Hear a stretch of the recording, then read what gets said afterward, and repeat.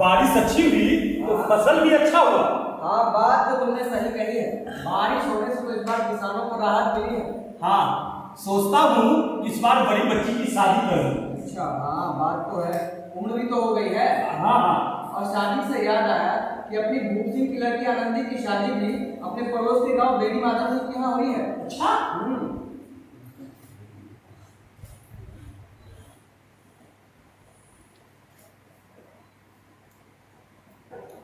ये कहानी है गौरीपुर के जमींदार बेनी माधव सिंह। किसी समय उनके पितामह धन धान्य संपन्न हुआ करते थे।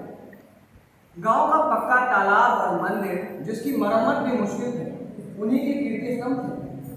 कहते हैं कि दरवाजे पर हाथी झूमता था, लेकिन अब उसकी जगह एक बूढ़ी भैंस है, जिसके शरीर पर अस्थि पंजर के सिवा कुछ शेष नहीं।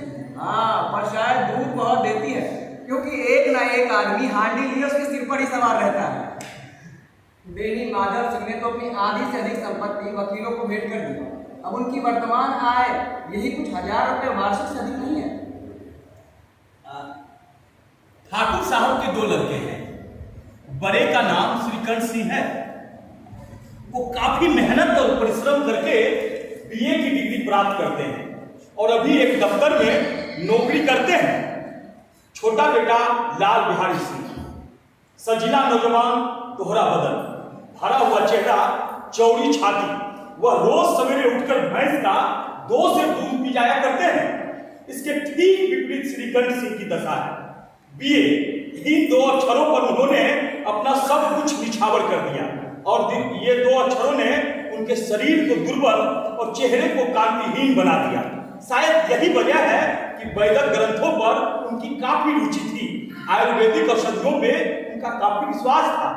शाम सवेरे उनके कमरे से खरब की कर्णप्रिय ध्वनि सुनाई दिया करती थी। कलकत्ता और लाहौर के वैद्यों से उनकी बड़ी लिखापड़ी रहती थी। श्रीकंठ की अंग्रेजी डिग्री के अधिपति होने पर भी अंग्रेजी सामाजिक प्रथाओं के वो विशेष प्रेमी न थे, बल्कि बड़े जोर से उसकी निंदा और तिरस्कार किया करते थे। इसी से गांव में उनका बड़ा सम्मान था। दशहरे के दिनों में वो बड़े उत्साह से रामलीला करवाते और स्वयं किसी न किसी पात्र का किरदार निभाते थे। गौरीपुर गांव में रामलीला के वही जन्मदाता थे। प्राचीन हिंदू सभ्यताओं का गुणगान उनकी धार्मिकता का प्रधान अंग था। सम्मिलित कुटुंब के वो एकमात्र उपासक थे। आजकल स्त्रियों को कुटुंब में मिलजुल कर रहने की जो अरुचि होती है, उसे वे जाति और देश दोनों के लिए हानिकारक समझते थे। यही कारण था कि गांव की कितनी ही ललनाएं उनकी निंदा किया करती थी। कोई तो उन्हें अपना शत्रु समझने में भी संकोच न करती। स्वयं उनकी पत्नी का इस विषय पर उनसे बड़ा विरोध रहता। ऐसा इसलिए नहीं कि उसे अपने सास ससुर, देवर या जेठ आदि से घृणा थी, बल्कि उसका विचार था कि बहुत कुछ सहने और करह देने पर भी परिवार के साथ निर्वाह ना हो सके तो आए दिन की कलह से जीवन को नष्ट करने की अपेक्षा यही उत्तम है कि अपनी खिचड़ी अलग पकाई जाए। आनंदी एक बड़े उच्च कुल की लड़की थी। उसके पिता एक छोटी सी रियासत के जमींदार थे। विशाल भवन, एक हाथी, 3 कुत्ते, बाज, बाहरी शिकरे, झाड़ फानुस, आनवेली मजिस्ट्रेट और रिंग, जो एक प्रतिष्ठित जमींदार के भोग के पदार्थ थे। सभी यहाँ विद्वान थे। नाम था रूप सिंह। बड़े उदारचित और प्रतिभाशाली पुरुष थे, पर दुर्भाग्य से लड़का एक भी न था। 7 लड़कियां हुई और देवलोक से सब किस्म चिढ़ रही। पहली मोह में तो उन्होंने 3 बेटियों का ब्याह दिल खोल कर किया, पर 15-20 हजार रुपए का कर्ज सिर पर ले लिया। तो आप सुनो, हाथ समेट लिया। आनंदी चौथी लड़की थी। वो अपनी सभी बहनों में सबसे अधिक रूपवती और गुणवती थी। इसे ठाकुर रूप सिंह उसे बहुत प्यार करते थे। सुंदर संतान को कदाचित उसके माता पिता भी बहुत चाहते थे। ठाकुर साहब बड़े धर्म संकट में थे कि इसका विवाह कहाँ करें। ना तो वो यही चाहते थे कि ऋण का बोझ बढ़े, ना उन्हें यही स्वीकार था कि आनंदी अपने आप को भाग्यहीन समझे। एक दिन श्रीकंठ उनके पास किसी रुपए का चंदा मांगने आए। शायद रामलीला का चंदा था। ठाकुर रूप सिंह उनके स्वभाव पर रीझ गए और बड़े ही धूमधाम से श्रीकंठ का आनंदी के साथ ब्याह हो गया। आनंदी अपने नए घर में आई तो यहाँ का रंग ढंग कुछ और ही देखा। बचपन से उसे जिस टीम काम की आदत पड़ी हुई थी वो यहाँ नाम मात्र को भी ना थी। हाथी घोड़ों का तो कहना ही क्या, कोई सजी हुई सुंदर बहनी तक ना थी। रेशमी स्लीपर साथ लाई थी, पर यहाँ फुलवाड़ी कहाँ। मकान में खिड़कियां तक ना थी, ना जमीन पर फर्श, ना दीवार पर टंगी हुई कोई तस्वीरें। ये एक सीधा सादा देहाती गृहस्थी का मकान था। किंतु आनंदी ने थोड़े ही समय में अपने को इस नई व्यवस्था के लिए ऐसा अनुकूल बनाया कि मानो उसने विलास के समान कभी देखे ही ना हो। भाभी, भाभी, आलिया, भाभी आज बहुत तेज भूख लगी है। खाना बन गया है, मैं अभी परोसी। ये लो चिड़िया, इससे भी पका दो। अच्छा, मैं अभी बना देती हूँ। तब तक मैं मुंह हाथ धो के आता हूँ। अच्छा, ठीक है। छोड़ी दी बाबा के माले अटरिया, पूस चिड़िया पूरी चाहिए। छोड़ी दी बाबा के माले अटरिया, पूस चिड़िया पूरी चाहिए। चुटकी भर मगिया में बरते सिंदूरवा, बबुनी पराई होनी चाहिए। खाना लगा लो भाभी।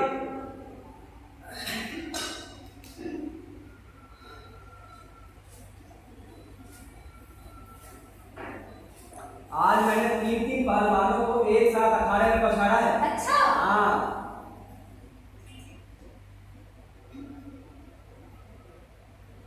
ये क्या है भाभी? दाल में घी क्यों नहीं डाला? सारा घी मांस में पड़ गया। सारा घी मांस में पड़ गया। अभी परसों ही घी आया है और आज घी खत्म। हांडी में तो कुछ पाव भरा होगा, वो सब मैंने मांस में डाल दिया। आहा, बोल तो ऐसे रही है जैसे मायके में घी की नदी बहती हो। देखिए लल्ला, मायके के बारे में कुछ मत बोलिए। हाथी बड़ा भी तो डोला होगा, वहाँ इतना घी नौकर चाकर खा जाते हैं। और जुबान बड़ी है तुम्हारी। ये तो चाहता है कि जुबान पकड़ कर खींच लूं। वो होते तो आज इसका मजा चखाते। आह! जिसके गुमान में भूल रही हो उसे भी देखूंगा, तुम्हें भी।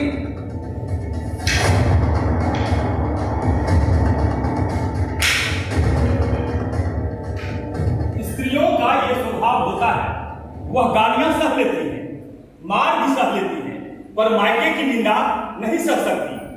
आनंदी ने हाथ से खड़ाऊ को रोका, सिर बच गया, पर उंगली में बड़ी चोट आई। वह क्रोध के मारे सूखे पत्ते की तरह कांपते हुए अपने कमरे में जाकर खड़ी हो गई। आनंदी के दुख और शोक ने उन्हें परेशान कर दिया। वह खून का घूंट पीकर रह गई।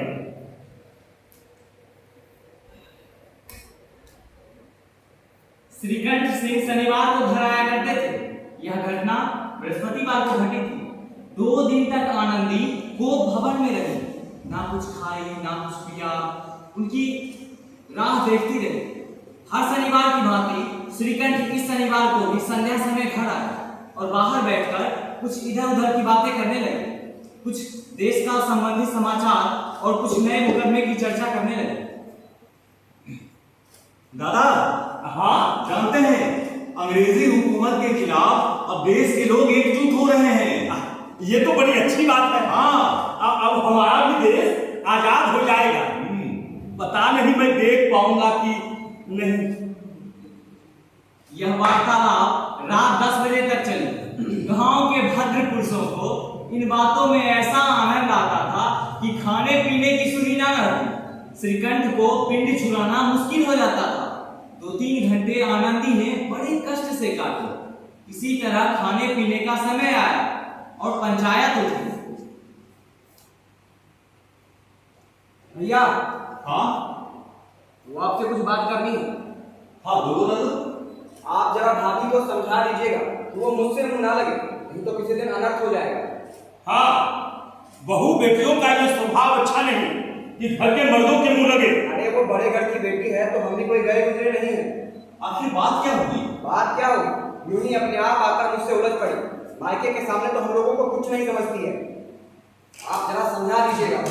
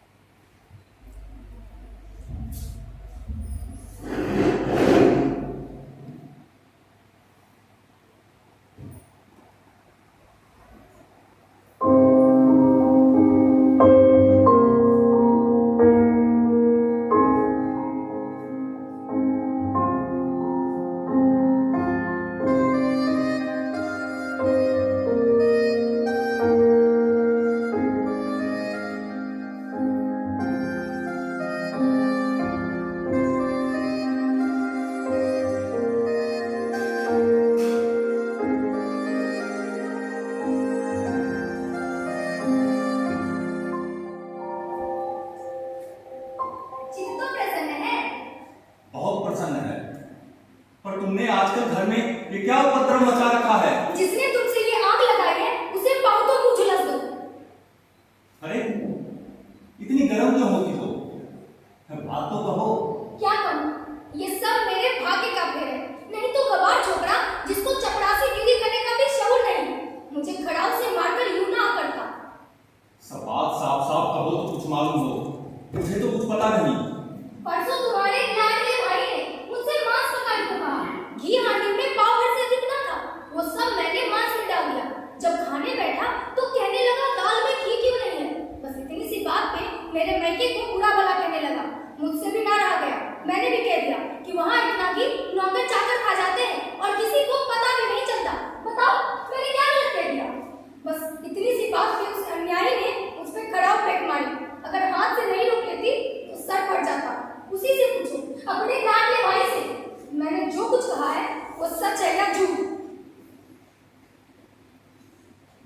यहाँ तक पहुंच गई छोकरे का ये साहस।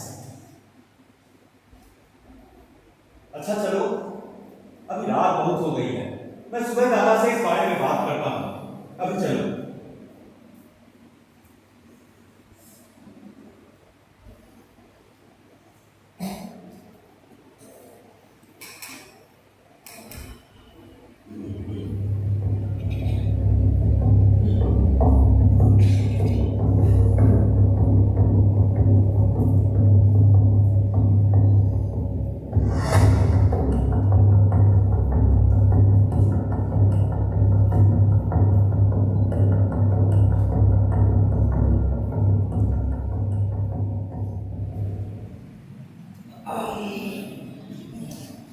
जय भोलेनाथ, जय शिव शंभू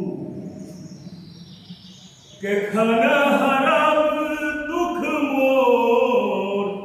हे भोलेनाथ कखन हरब दुख मोर, के खन हरब दुख मोर। हो भोलेनाथ के खन हरब दुख मोर। सुख ही दुख ही जन्म भेल, दुख ही गबलो, सुख सपनो नहीं भेल। हो भोलेनाथ कखन हरब दुख मोर। जय भोलेनाथ, जय शिव शंभू। दादा, हाँ मुझे आपसे कुछ बात करनी है। हाँ कहो। सुबह सुबह कोई विशेष बात है क्या? जरूरी बात है। बोलो। अब मेरा इस घर में विवाह ना होगा। क्यों? इसलिए कि मुझे भी अपनी मान प्रतिष्ठा का कुछ विचार है। अब आपके घर में अन्याय और हक का प्रकोप हो रहा है। जिनको बड़ों का आदर सम्मान करना चाहिए वे उनके सिर चढ़ते हैं।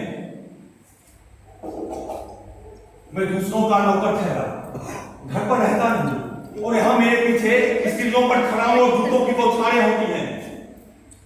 कोई अगर कड़ी बात बोल दे तो इसकी चिंता नहीं, कोई अगर एक की दो कह दे तो यहां तक मैं सह सकता हूं, परंतु ये कदापि नहीं हो सकता कि मेरे ऊपर लाल गुस्सों की बरसात हो और मैं चुपचाप बैठा रहूं। बेटा तुम खुद बुद्धिमान हो। स्त्रियां इस तरह से घर का नाश कर देती हैं, उन्हें ज्यादा सिर चढ़ाना अच्छी बात नहीं है। इतना मैं जानता हूं, आपके आशीर्वाद से ऐसा मूर्ख नहीं हूं, और आप स्वयं जानते हैं कि मेरे ही समझाने बुझाने से इसी गांव के कई घर संभल गए। पर जिस स्त्री की मान और प्रतिष्ठा का ईश्वर के दरबार में उत्तरदाता हूं, उसके प्रति ऐसा घोर अन्याय और पशुवत व्यवहार मेरे लिए असहनीय है। और आप सच मानिए तो यही मेरे लिए कुछ कम नहीं है कि मैंने लाल बिहारी को कोई दंड नहीं दिया। लाल बिहारी तुम्हारा छोटा भाई है, अगर उससे कोई गलती हो गई तो उसके कान पकड़ लो, लेकिन इस तरह के लाल बिहारी को मैं अपना भाई नहीं समझता। अच्छा, स्त्री के पीछे? जी नहीं, उसकी क्रूरता और अविवेक के कारण।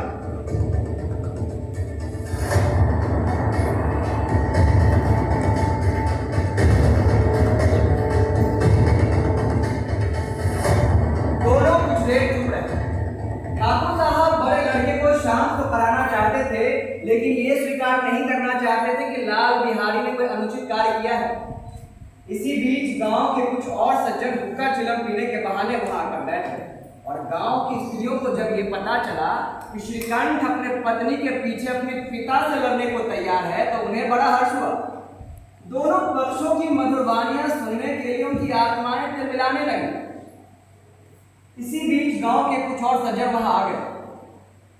श्रीकंठ इस बात को देख रहा था।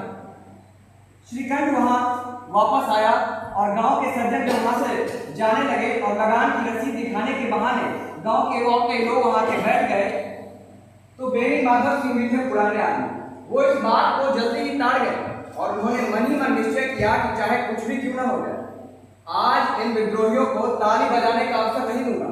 और उन्होंने मन ही मन अपने बेटे से मधुर शब्दों में कहा, बेटा मैं तुमसे बाहर थोड़े ही हूं, तुम्हारा जैसा जी हो करो। अब तो लड़के से अपराध हो गया।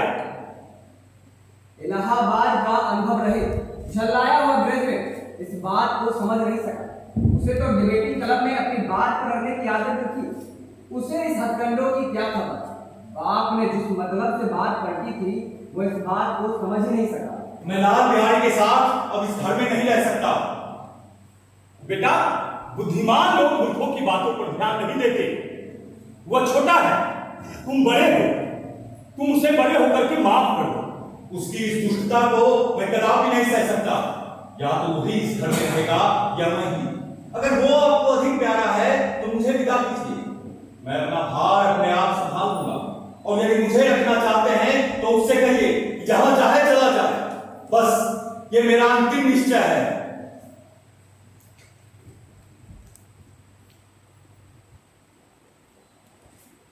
लाल बिहारी सिंह दरवाजे के चौखट पर खड़ा चुपचाप अपने बड़े भाई की बातें सुन रहा था। वह उनका काफी आदर करता था। वह अपने बाप का भी उतना मान न करता था जितना अपने बड़े भाई का करता था। उनके सामने वो ना कभी चारपाई पे बैठता था, ना ही पान खाता और ना ही हुक्का पीता था। श्रीकंठ का भी अपने भाई पर हार्दिक स्नेह था। वो जब भी इलाहाबाद से आते तो उसके लिए कोई ना कोई वस्तु जरूर लाते। ये मुद्दर की जोड़ियां इन्होंने ही बनवा कर दी थी उसे। नाग पंचमी के मेले में अखाड़े में अपने से जोगे पहलवान को जब लाल बिहारी ने पटकनी दे दी तो मारे खुशी के श्रीकंठ ने उसे अखाड़े में ही गले लगा दिया और 5 रुपए के पैसे उसके ऊपर निछावर कर दिए। ऐसे भाई के मुंह से ऐसी हृदय विदारक बातें सुनकर उसका दिल भर आया। वह कूट कूट कर रोने लगा। उसे अपने किए हुए पर काफी ग्लानि हो रही थी। वह सोच रहा था कि भैया के सम्मुख अब मैं कैसे जाऊंगा, भैया के आने से एक दिन पहले से उसकी छाती जोर जोर से झड़क रही थी। देखते हैं भैया क्या करते हैं।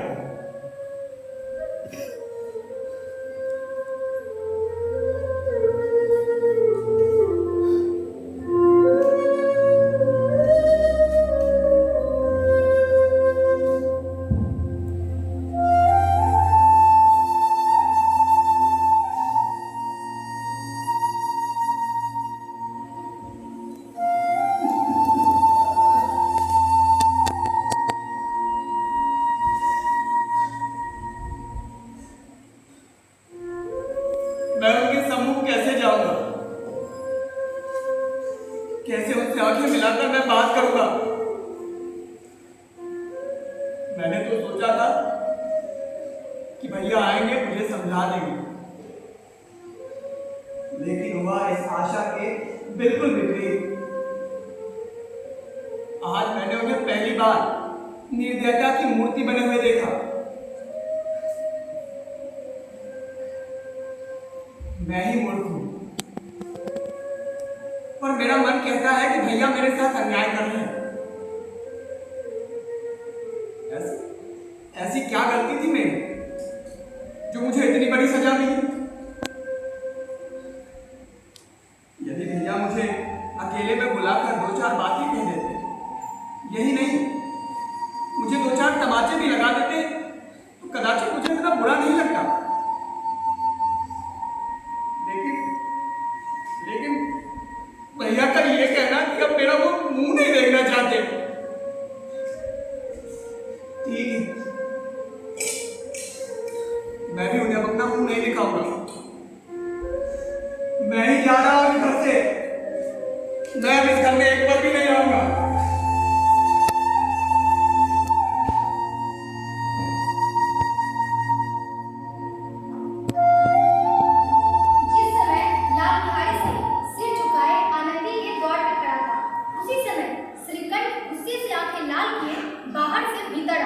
भाई को सामने खड़ा देखा तो घृणा से आंखें फेर दी, जैसे उसकी परछाई से भी दूर भागना चाहते। आनंदी ने लाल बिहारी की शिकायत तो की थी, लेकिन अब पछता रही। वो स्वभाव से ही दयावती थी। उसे इसका तनिक भी ध्यान न था कि बात कितनी बढ़ जाएगी। वो मन में अपने पति पर भी झुठला रही कि ये इतना गरम क्यों होते हैं। उस पर यह भी भय लगा हुआ था कि कहीं ये मुझसे इलाहाबाद चलने को कहे तो मैं क्या करूँगी। भाभी, भैया ने निश्चय किया है कि वो मेरे साथ इस घर में नहीं रहेंगे। वो मेरा मुंह नहीं देखना चाहते, तो मैं भी उन्हें अपना मुंह नहीं दिखाऊंगा। मैं जा रहा हूं और आप भी मेरे अपराधों को क्षमा करना। लल्ला बाहर खड़े बहुत रो रहे हैं। तो मैं क्या करूं? अंदर बुला। मेरी जीभ में आग लगी। मैंने कहां से ये झगड़ा उठाया? मैं नहीं बुलाऊंगा। नहीं बुलाओगे तो पछताओगे। उन्हें बहुत गलानी हो रही है। ऐसा ना हो कि वो कहीं चल दे। भाभी, भैया को मेरा प्रणाम कह दो। वो मेरा मुंह नहीं देखना चाहते, तो मैं भी उन्हें अपना मुंह नहीं दिखाऊंगा। मैं जा रहा हूं। लल्ला, लल्ला, लल्ला। भाभी, मुझे जाने दो। कहां जाते हो? जहां कोई मेरा मुंह ना देख सके। मैं ना जाने दूंगी। नहीं, मैं तुम लोगों के साथ रहने योग्य नहीं। नहीं, तुम्हें मेरी सौगंध, अब एक कदम भी आगे ना बढ़ाना।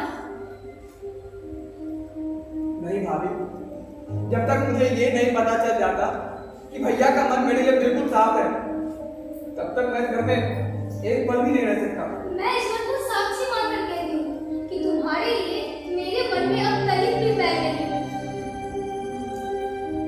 लल्लू, इधर आओ, इधर आओ।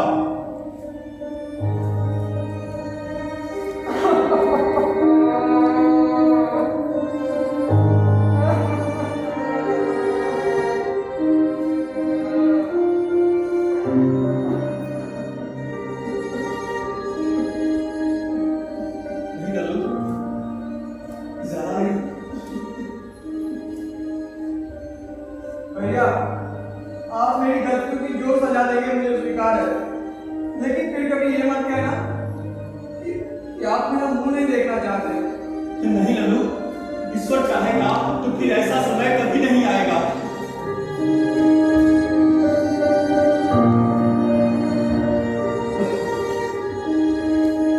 बड़े घर की बेटियां ऐसी ही होती हैं, बिगड़ा हुआ बात झट से बना देती हैं। लल्लू